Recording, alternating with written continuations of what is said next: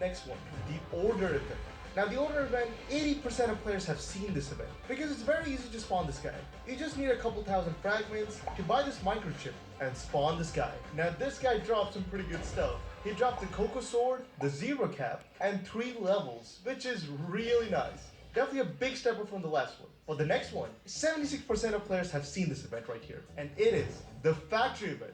Now the Factory event is one of the most useful events. It can drop the Acidium Rifle, and most importantly, it drops a random fruit to the person who dealt the most damage. So, either you could get a Rocket Fruit, or you could get the Spirit Fruit like I got right here. Hey, look at that! The power of the Newbie Luck! Subscribe so you can also get the Newbie Luck. Now the next event is pretty crazy. With a whopping 69% of players ever seeing this event happen, is the Sea Beast event. Now the Sea Beast event is particularly crazy in the second sea, because it has a pretty low chance to spawn, and when you defeat it, there's a chance to get the Fists of Darkness, and only 60% of players have ever gotten the Fists of Darkness. And look at that, we got 2 right here. Newbie luck again, man, I'm telling you, you gotta get it. And using this Fist of Darkness, you can trigger the next event, which is the Dark Beard Raid Boss. Now this event, 58% of players have seen this event happen, and this event is pretty nice. It drops a Dark Fragment, which can be used to upgrade the Dark Blade, and also it can drop the Dark Coat. Now this Dark Coat is pretty rare, with only 10% chance of dropping, and honestly, it's a pretty good accessory. But our next event takes place in the 3rd sea, and it's the Sea Castle event. Now the reason why this event is even this rare is because most players don't even reach the 3rd sea to even see this event happen. But this event is very similar to the Factory event. You beat the raid, and you get a fruit. Oh look at that, a Portal Fruit. Bro, Newbie luck again! But the next event is the Cake Prince event, and this one is also pretty easy to spawn. You just need to kill 500 NPCs in the Cake Island, and you can just spawn it. And this raid boss event can drop the Pale Scarf and the Spiky Trident, which both are really good drops. But from this next event, we get to the point where less than half of the bloxfruit players have ever even seen these events. Coming in at 45% of players seen is the Soul Reaper. Now, the Soul Reaper isn't really that crazy of a boss, but it's really hard to spawn him, because first step, you need to grind a lot of bones. And then the second step is to be really lucky and roll the Hallow Essence, which is a 1% chance from the Death King. Yeah, it's pretty hard to spawn. But this guy isn't really all that crazy. He just drops the Hallow Sight and some other accessory, which I already forgot about. It's irrelevant. Then after that, the next rarest event is the Terror Shark with the shark anchor on its tail. Now the reason why this is rare is because the Terror Shark has a moderate chance of spawning. And also,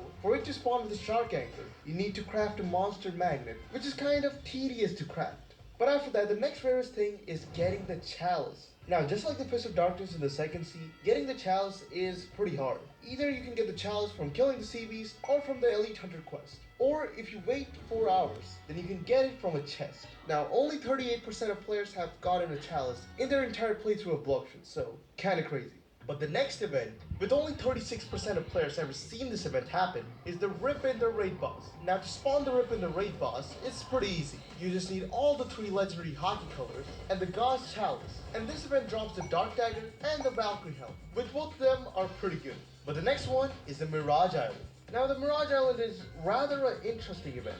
It's a whole island that spawns randomly in any danger level, and it despawns in 15 minutes. Now the unique thing about this event is, this event contains a lot of fragment chests and a lot of diamond chests, and also advanced fruit dealer. So the advanced fruit dealer actually has a minimum of 7 fruits in stock, whilst the regular can have a minimum of 3 fruits in stock. And the advanced dealer actually has a better chance for having a legendary fruit or a mythical fruit in stock. And also, the restock time for the advanced dealer is 2 hours, while the regular dealer is 4 hours. It's just the same as the regular fruit stock, but just much better. And apart from that, you can also get the blue gear for the race V4 on this island, which makes this island very unique. But the next one is the Rumbling Waters. With only 30% of players having seen it, the Rumbling Waters is rather rare. Now, it's basically like spawning a sea beast, but 3 times. It drops the most amount of money, and also you're most likely gonna die if you try to solo this. So yeah, quite an event. But the next one is even rarer, and only 28% of players have ever seen this event happen, and it is the Legendary Sword Dealer. Now the thing about the Legendary Sword Dealer is that he spawns like every 3 hours or 4 hours, which is a lot of time. And it's also really easy to miss too, because it despawns just after 15 minutes. So let's say you go AFK for 15 minutes to touch grass or something. You'll miss him like that. So yeah, quite a painful event, but also very rewarding too, because he sells you the 3 legendary swords, which is the Sadi, Shishui, and Wanda. And the cool thing about these legendary swords is that you can combine them to make the true triple katana, which is a really OP sword. But the next event is the Dough King. Now the Dough King is basically the Cake Prince, but with way more health. And he also uses the awakened moves of Dough. Yeah, quite a painful boss to fight. And the only useful thing this boss drops is the Mirror Fractal and the red key for the Dough Ring. So yeah, honestly not that worth it in my opinion. But moving on, the next event is the Haunted Shipwreck. Now the Haunted Shipwreck is an event that I myself haven't seen that many times. But basically it's a shipwreck that spawns only in danger level 6. And when you encounter it, it will spawn a ghost ship ring, ghost sharks, and also some haunted crew members. And after you kill those,